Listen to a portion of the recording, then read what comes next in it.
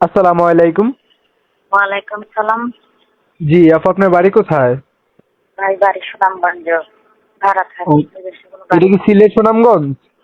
হ্যাঁ, এটা থেকে আরো ভিতরে। ও, তো আপু আপনার পরিবারে কে কে আছে?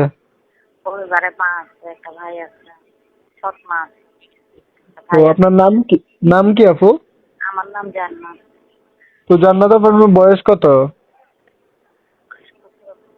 18 চলতেছে ভাই, লাইলে 18। ও, তো প্রতিবেদনে আসছেন, আগে পরেও কোনো সময় করছিলেন প্রতিবেদন? না ভাই, আমার জীবনের প্রথম মিডিয়াতে যাওয়া, কষ্টের মাঝে আসতে গিয়ে মিডিয়াতে যাওয়া, মনের মতন একটা মানুষ পাওয়া। বুঝতে পারলাম। কাজকর্ম কিছু করা হয় নাকি না?